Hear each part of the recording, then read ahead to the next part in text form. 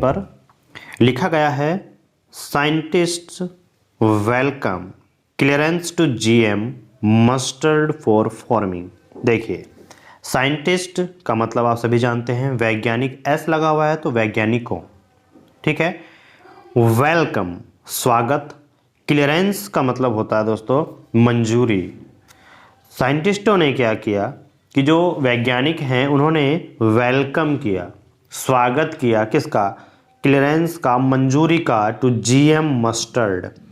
देखिए, जीएम का मतलब होता है जेनेटिकली मॉडिफाइड, जिसको आनुवांशिक रूप से संशोधित, मस्टर्ड यानी कि सरसों, ठीक है, फॉर फार्मिंग, उसकी जो खेती है उसके लिए जो मंजूरी मिली है उसका स्वागत किया है किसने? साइंटिस्टों ने, वैज्ञानिकों ने, ठीक है। तो चलिए इसके बारे में जान लेते हैं। तो यहाँ पर आप देख सकते हैं लिखा हुआ है साइंटिस्ट एसोसिएटेड, साइंटिस्ट वैज्ञानिक, एसोसिएटेड जुड़े हुए, जो वैज्ञानिक जुड़े हुए हैं with the national academy of agriculture.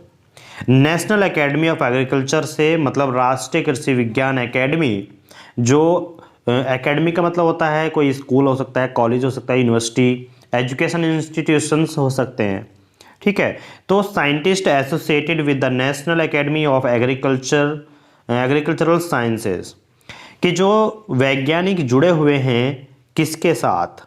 National academy of agricultural science के साथ, मतलब NAAS के साथ, ठीक है। एसोसिएटेड का मतलब होता है जुड़े हुए, और किसके साथ जुड़े हुए हैं? एंड और the trust for advancement of agricultural science, TAAS। इसका मतलब क्या होता है कि कृषि विज्ञान की जो उन्नति के लिए ट्रस्ट चलते हैं उनको बोला जाता है trust for advancement of agricultural science.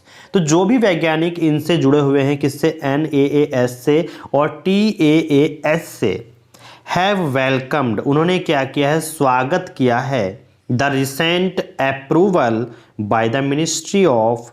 देखिए, रिसेंट अप्रूवल का मतलब जो हाल ही में अप्रूवल मिला है, अनुमोदन मिला है, उसका स्वागत किया है। और वो अनुमोदन, वो अप्रूवल किसके द्वारा मिला है? The ministry of environment, forest and climate change for the environmental release of genetically modified यानी GM। मिनिस्ट्री यानी कि मंत्रालय, कौन कौन से मंत्रालय? इन्वायरमेंट मंत्रालय, पर्यावरण मंत्रालय जो है, फॉरेस्ट यानी कि वन मंत्रालय, क्लाइमेट चेंज जो क्लाइमेट जलवायु चेंज मंत्रालय के द्वारा जो भी अप्रूवल मिले हैं, ठीक है। फॉर द एनवायरनमेंट रिलीज, जो पर्यावरण रिलीज किए गए हैं किससे? जेनेटिकली मॉडिफाइड जो GM, ठीक है। मस्टर्ड हाइब्रिड, मस्टर्ड का मतलब होता है सरसों, और जेनेटिकली मॉडिफाइड यानी GM, जो जेनेटिकली मॉडिफाइड मस्टर्ड है हाइब्रिड, उसको जो रिलीज किया गया है एनवायरनमेंट के लिए, तो उसमें उन मंत्रालयों द्वारा, जो एनवायरनमेंट मंत्रालय है, फॉरेस्ट मंत्रालय है, क्लाइमेट चेंज मिनिस्ट्री है, उनके द्वारा जो अप्रूवल मिला है उसका स्वागत किया है। फॉर कल्टीवेशंस का मतलब होता है कि खेती के लिए, उनकी खेती के लिए, मस्टर्ड यानी सरसों की खेती के लिए जो अप्रूवल मिला है उसका स्वागत किया है। नेक्स्ट में लिखा हुआ है terming the decision a landmark. देखिए, टर्मिंग का मतलब होता है बताते हुए या फिर करार देते हुए। द डिसीजन, फैसले को, ए लैंडमार्क यानी एक मील का पत्थर बोल सकते हैं या फिर एक ऐतिहासिक फैसला बोल सकते हैं, ठीक है। डिसीजन ऑफ लैंडमार्क बोला जाता है कि कोई डिसीजन लिया तो मतलब वो एक डिसीजन है, बिल्कुल परफेक्ट है और उसे कोई हटा नहीं सकता, जैसे मील का पत्थर। या फिर हमें बोल सकते हैं कि terming the decision a landmark, मतलब कि एक ऐतिहासिक फैसला करार देते हुए, इस जो ये जो फैसला आया है, ये जो अप्रूवल मिला है, इसको एक ऐतिहासिक फैसला करार देते हुए द साइंटिस्ट सेड, जो वैज्ञानिक हैं उन्होंने कहा कि it will break a log jam, कि यह जो है ब्रेक करेगा, तोड़ेगा किसको, एक लॉग जैम। लॉग जैम का मतलब होता है कि जो गतिरोध है, ठीक है, गति में अवरोध है, आगे बढ़ने में जो बाधा है उसको ये तोड़ेगा on the release of GM food crops. GM यानी कि वही जेनेटिक, जो हम बोल रहे थे जेनेटिकली मॉडिफाइड, अनुवांशिक रूप से जो संशोधित सरसों है उसके बारे में बात किया जाए। फूड जो भी खाद्य है, अनुवांशिक रूप से संशोधित जो भी खाद्य है। क्रॉप्स उसकी फसल जब रिलीज होगी, रिलीज होने पर वो क्या होगा कि जो गतिरोध है लगे हुए हैं, आगे बढ़ने में जो बाधा है उसको क्या करेगा, वो ब्रेक करेगा, तोड़ देगा। द जीएम टेक्नोलॉजी, ये जो जेनेटिकली मॉडिफाइड टेक्नोलॉजी है, तकनीक है, फॉर हाइब्रिड सीड्स के प्रोडक्शन के लिए डेवलप, विकसित की गई है by the university of Delhi, Delhi university के द्वारा। ये जो जीएम टेक्नोलॉजी है for hybrid seeds production, hybrid seeds के उत्पादन की, वो क्या है, डेवलप की गई है, विकसित की गई है, किसके द्वारा, यूनिवर्सिटी ऑफ दिल्ली के द्वारा।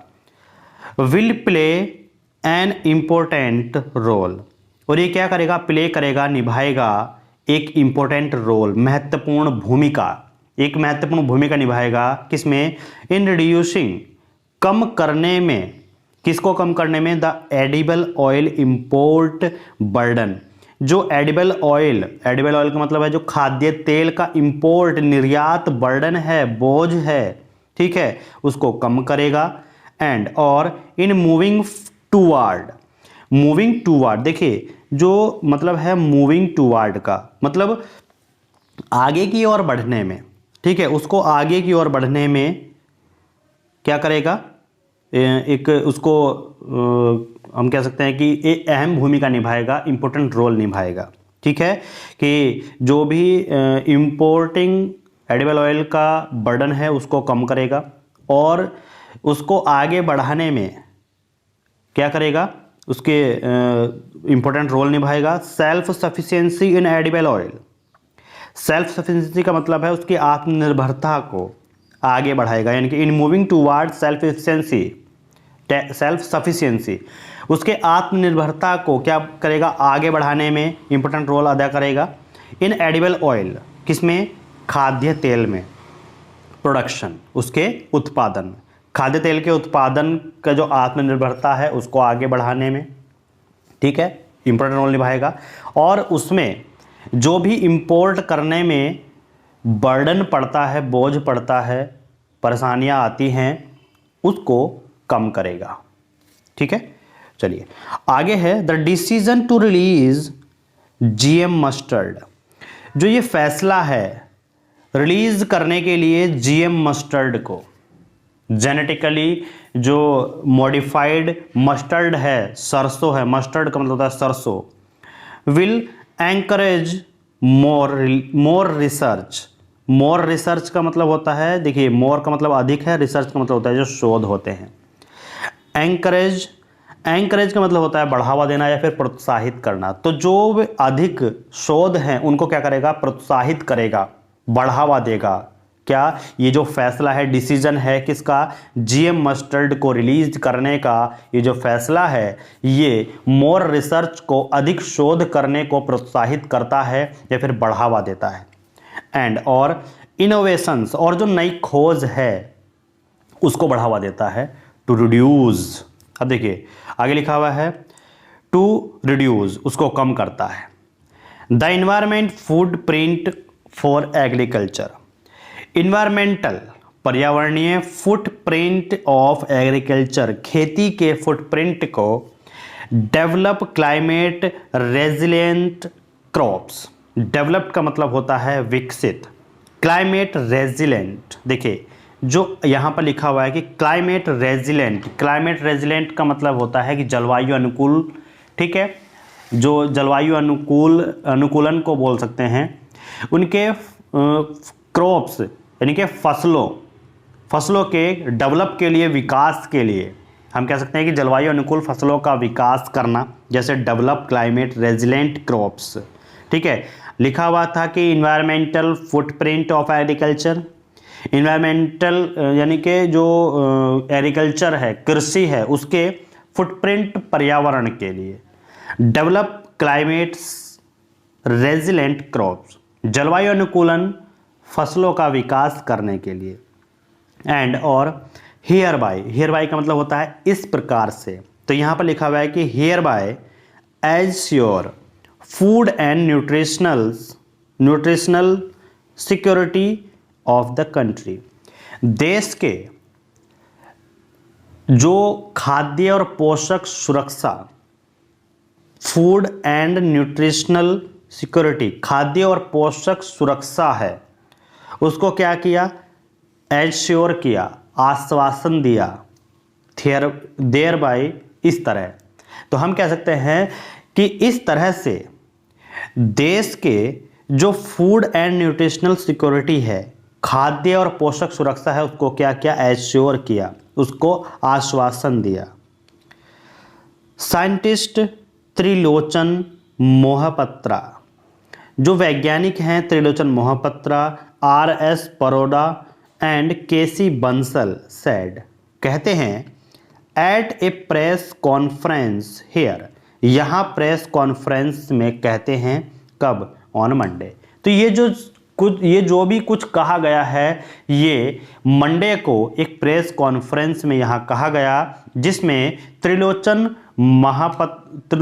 मोहपत्रा, R.S. Paroda and KC Bansal ये साइंटिस्ट शामिल थे, जो भी कॉन्फ्रेंस हुई है। दे सेड, वे कहते हैं, India had a deficit production of edible oil by almost 55 to 60% of the total consumptions. Total consumption यानी कि कुल खपत का ऑलमोस्ट 55 से 60%, लगभग 55 से 60% deficit production of edible oil. Deficit का मतलब होता है घाटा, लगभग 55 से 60% का डिफिसिट, घाटा उत्पादन, किसका, एडिबल ऑयल का। ऐसा साइंटिस्टों ने कहा कि इंडिया को क्या था, डिफिसिट प्रोडक्शन यानी कि उत्पादन में घाटा था, एडिबल ऑयल के उत्पादन में घाटा था, लगभग 55 से 60% कुल खपत का अगर हम लगाए तो। इन द फाइनेंशियल ईयर का मतलब होता है वित्तीय वर्ष, इन में, तो फाइनेंशियल ईयर में, और कौन से फाइनेंशियल ईयर में, वित्तीय वर्ष 2020-21 में 13.35 million ton, 13.35 million ton of edible oil, जो खाद्य तेल है, वर इंपोर्टेड, निर्यात किया गया था, निर्यात हुआ था ऐसे बोल सकते हैं, एट ए टोटल कॉस्ट, कुल कॉस्ट पर, ऑफ अराउंड, लगभग 1,17,000 करोड़ इन फॉरेन एक्सचेंज, जो फॉरेन मुद्रा है उसके लगभग 1,17,000 करोड़ रुपए में इंपोर्ट हुआ था। दे सेड, वे कहते हैं, उन्होंने कहा, ट्रायल्स हैड शोन,